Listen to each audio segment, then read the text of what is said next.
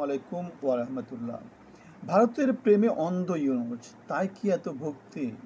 আমরা কোথায় ভক্তি দেখতে পেয়েছি? আমরা এতদিন দেখতে পেয়েছি নানা রকমের ভিন্ন মতাবলম্বী জঙ্গি উস্কানিমূলক বক্তব্য, চিকেন নেক খেয়ে ফেলবো, সেভেন সিস্টার্স ভেঙে দিব, সমুদ্রের অভিভাবক আমরা, এটা ওটা নানা রকমের চিকেন নেক থাকবে না, ভারত থাকবে না, তারপরে কি কলকাতা দখল করে নিব, এরকম কত কিছু না আপনারা শুনেছেন না? শুনেছেন।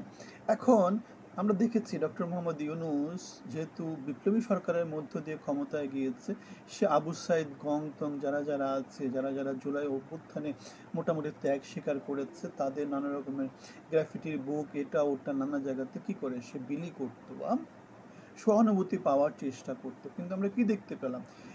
বিমসটেকে ব্যাংককে যে সম্মেলনটা মোদী সরকারের সাথে অনেক দেন দরবার করে যে জিনিসটা তারা পেল মোদী সরকারের দয়াতে, সেখানে আমরা দেখতে পেলাম মোদীর মন জয় করার জন্য সে 2015 সালের একটা ছবি, প্রায় 10 বছর আগের একটা ছবি, মোদী যেখানে তাকে গলায় মেডেল পরিয়ে দিচ্ছে, একদম ইউনুস মাথা নিচু করে মেডেলটা নিয়ে নিচ্ছে, নতজানু যেটাকে বলে আর কি, নতজানু অবস্থায়। বাংলাদেশের পররাষ্ট্র নীতি প্রচণ্ড রকমের নতজানু অবস্থার মধ্যে, কারণ তুমি শত্রুর সাথে তুমি বন্ধুত্ব চাচ্ছ, ভারত এত বড় একটা শক্তি, ভারত তোমাকে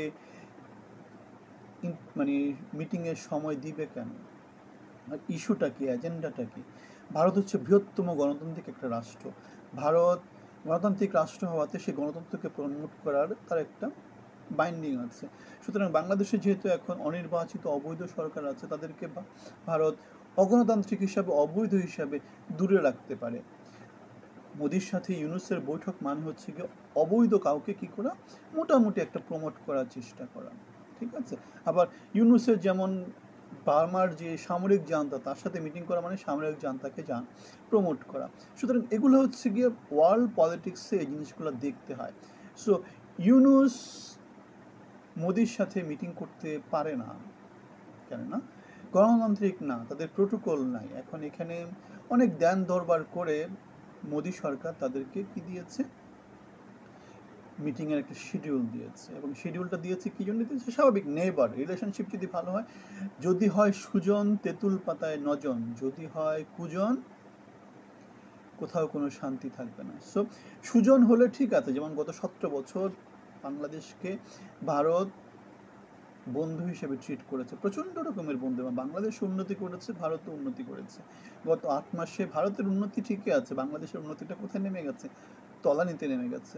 এখন গার্মেন্টসের উপরে যে ধাক্কা আমাদের বর্তমানে ট্রাম্প সরকার দিয়েছে, সেটার এফেক্ট যদি বাংলাদেশের সমাজে পড়ে, বাংলাদেশ নাই হয়ে যাবে। সুতরাং যেটা নিয়ে কথা বলছিলাম, ভারতের প্রেমে অন্ধ ইউনুস, স্বাভাবিক 2015 সালে মাথা নিচু করে যেভাবে সম্ভাবনাটা নিচ্ছে, আর আমরা এটা দেখতে হবে, ইউনুস রাজনীতিবিদ না, ইউনুস একজন অর্থনীতিবিদ, তার অর্থনীতিতে খুব বেশি কিছু প্রাপ্তি নাই, তিনটা শূন্য ছাড়া। সে নোবেল পুরস্কার পেয়েছে ক্ষুদ্র ঋণের টাকা পয়সাগুলোকে 9-6 করে। তার যতগুলো অর্জন, যতগুলো গ্রামীণ বিজনেস, সেগুলা সরকারি অর্থের নানা রকমের 9-6 করার মধ্য দিয়ে, গ্রামীণ ব্যাংকের অর্থ 9-6 করার মধ্য দিয়ে অর্জন। সে কি দিন শেষে সে একজন মানুষ। তার পিছনে বাংলাদেশ কে আছে? নাই তো। কিন্তু মোদির পিছনে ইন্ডিয়া আছে, ঠিক আছে? সো অন্ধ প্রেমে, ভারতের প্রেমে অন্ধ ইউনুস, তাই এত ভক্তি, চোখে চোখ রাখাটা এখন সে ভুলে গিয়েছে। বাংলাদেশের মানুষের সাথে প্রতারণা দিচ্ছে, বারবার প্রতারণা দিয়েছে, যেই ক্ষমতায় এসে সেই দিয়েছে।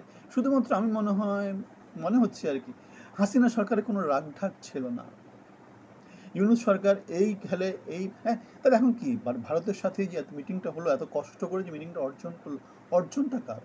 ভারতের কি পেয়েছে? ভারত কিচ্ছু পায়নি। ভারতকে বাংলাদেশ কি দিতে পারে? কিচ্ছু দেওয়ার সামর্থ্য রাখে না, কিন্তু বাংলাদেশকে ভারত অনেক কিছু দিতে পারে। সেজন্যই আমরা দেখতে পাচ্ছি ইউনুস সরকার মাথা নিচু করে এরকম একটা মিটিং আদায় করে নেওয়া, যেখানে ভারত সরকারের কোনো প্রাপ্তি নেই। এবার বাংলাদেশ সরকারের মানে ইউনুস সরকারের ক্ষমতা দীর্ঘায়িত করার নানা রকমের হীন চক্রান্ত কাজ করছে, সেটা আমাদের কাছে এখন জল উজ্জ্বল হয়ে গেছে।